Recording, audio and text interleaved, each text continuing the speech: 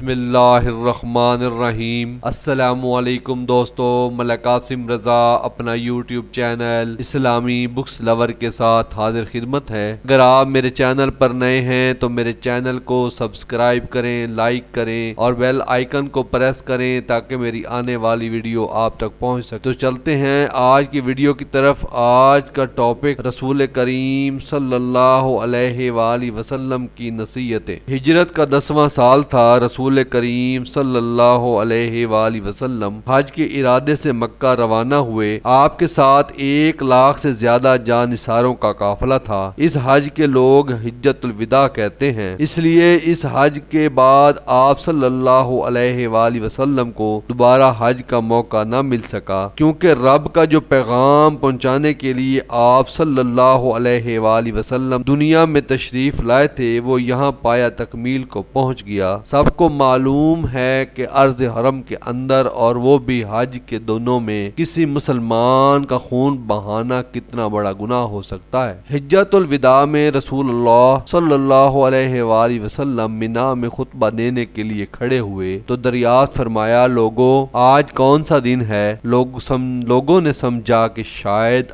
آپ اس دن کا کوئی اور نام رکھنا چاہتے ہیں۔ عرض کیا، اللہ اور اللہ کے رسول کو زیادہ معلوم ہے۔ فرمایا، کیا یہ قربانی کا دن نہیں؟ سب نے کہا جی ہاں۔ پھر پوچھا، یہ کون سا مہینہ ہے؟ سب چپ رہے، سمجھے کہ آپ اس کا نام کچھ اور بتائیں گے۔ فرمایا، کیا یہ ذی الحج نہیں ہے؟ سب نے کہا جی ہاں۔ ان سوالوں کے جواب سننے والوں کے دلوں میں جب اس دن اور مقام اور مہینے کی حرمت اور عظمت بیٹھ گئی تو فرمایا، لوگوں میری بات غور سے سن لو، کیونکہ میں نہیں جانتا شاید اس سال کے بعد اس مقام پر میں تم سے کبھی پھر مل سکوں۔ تمہارا خون، تمہارا مال، تمہاری آبرو ایک دوسرے پر اس طرح حرام ہے جس طرح تمہارے لیے آج کے دن کی، رواں مہینے کی اور موجودہ شہر کی حرمت ہے۔ حضرت عبداللہ بن عمر رضی اللہ تعالی عنہ سے روایت ہے کہ ایک بار رسول اللہ صلی اللہ علیہ وسلم کے ساتھ طواف کر رہے تھے کہ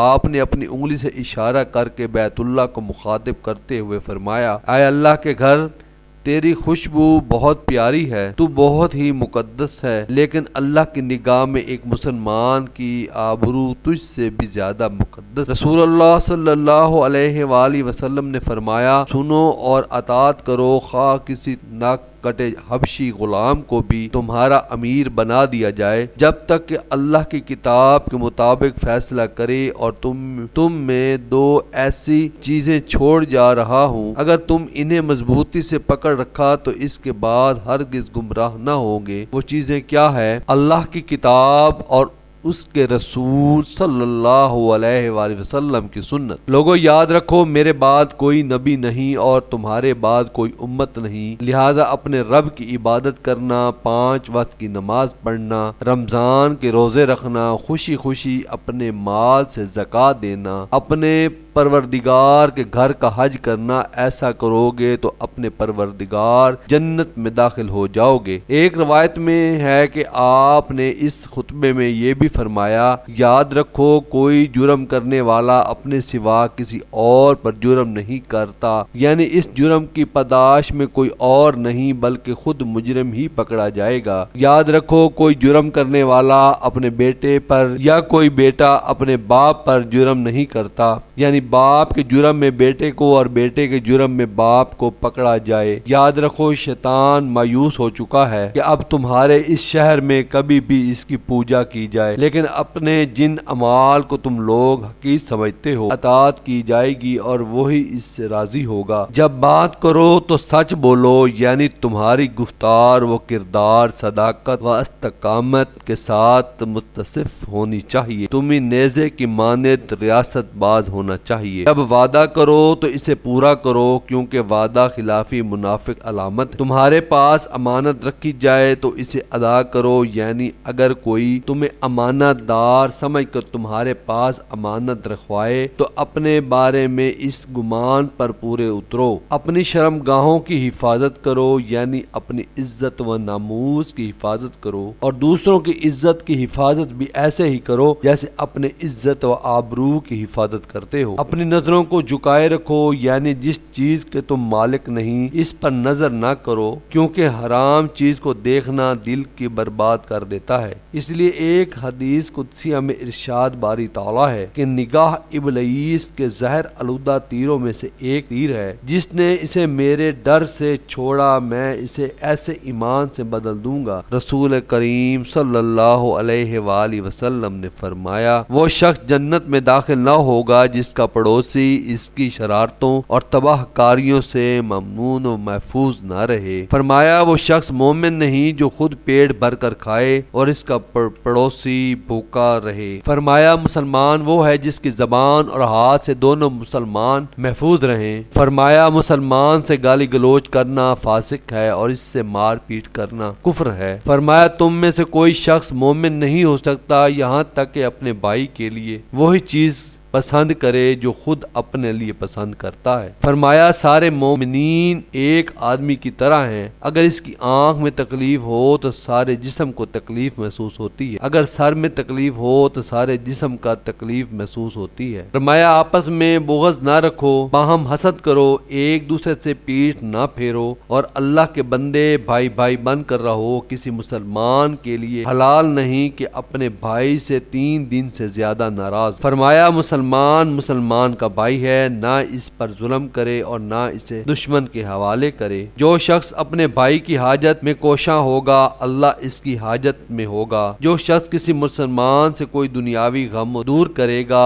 اللہ اس شخص سے روز قیامت کے دکھوں میں سے کوئی دکھ کرے گا۔ جو شخص کسی مسلمان کی پردہ پوشی کرے گا اللہ قیامت کے دن اس کی پردہ پوشی کرے گا۔ فرماتے ہیں، جو کوئی کسی نادار کو یہاں کسی مصیبت میں پھنسائے گا اللہ تعالیٰ دنیا تو آخر میں اس کی مصیبت میں مبتلا فرمائے گا۔ تم لوگ زمین والوں پر مہربانی کرو، آسمان والا تم پر مہربانی کرے گا۔ فرماتے ہیں، جو مسلمان کسی ننگے مسلمان کو کپڑا پہنائے گا اللہ اسے جنت کا سبز لباس پہنائے گا، اور جو مسلمان کسی بھوکے مسلمان کو کھانا کھلا دے اللہ اسے جنت کے پھل کھلائے گا، اور جو مسلمان کسی پیاسے مسلمان کو پانی پلا دے اللہ اسے جنت کے مہر لگے ہوئے شربت پلائے گا۔ آگ سے بچو، اگرچہ کھجور کا ایک ٹکڑا ہی صدقہ کر کے، اور اگر وہ بھی نہ پاؤ تو پاکیزہ بول ہی کے ذریعے۔ جو شخص مجھے اپنے جبڑوں کے درمیان 2 ٹانگوں کے درمیان موجود اعضاء کی پاکیزگی کی ضمانت دے گا میں اسے جنت کی ضمانت دوں گا۔ فرماتے ہیں، جو شخص مجھے یہ ضمانت دے کہ وہ نہیں مانگے گا تو میں اس کو جنت کی ضمانت دیتا ہوں۔ فرماتے ہیں، اہل تکبر قیامت کے دن چونٹیاں بنا کر اٹھائے جائیں گے، ان پر ہر طرف سے ذلت و خواری چھائی ہوئی ہوگی۔ آپ نے فرمایا، جو بخل کرے گا قیامت میں اس کا مال سانپ بن کر۔ آپ نے فرمایا، صلہ رحمی یہ نہیں کہ صلہ رحمی کرنے والوں کے ساتھ صلہ رحمی کرو، بلکہ یہ ہے کہ جو قطع رحمی کرے اس کے ساتھ صلہ رحمی کرو، یعنی دوستوں کے ساتھ دوستی کوئی بڑی بات نہیں بلکہ دشمنوں کے ساتھ دوستی اصلی خوبی ہے۔ آپ نے فرمایا، گناہوں سے پرہیز کرو تو تم سب سے بڑے عبادت گزار بن جاؤ گے۔ اللہ نے جو تم کو دیا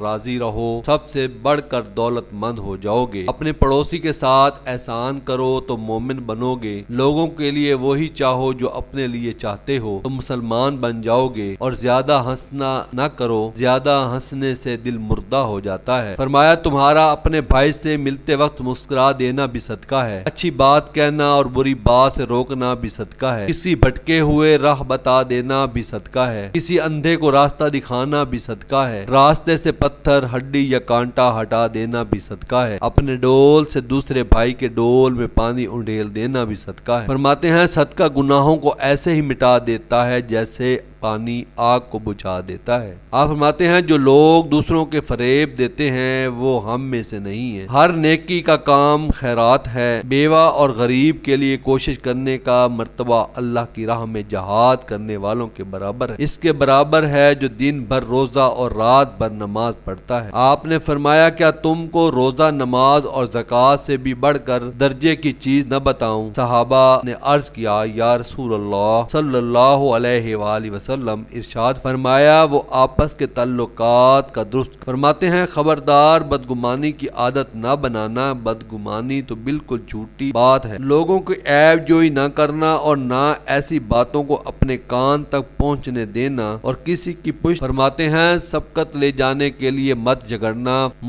مسلم کا بھائی ہے، بھائی پر نہ کوئی ظلم کرے، نہ اس سے رسوا کرے، نہ حقیر جانے، اپنے مسلم بھائی کو وہ حقیر سمجھے۔ فرماتے ہیں اللہ تعالیٰ تمہاری صورتوں اور تمہارے مالوں کو نہیں دیکھتا، وہ تمہارے دلوں اور اعمال کو دیکھتا ہے۔ والسلام۔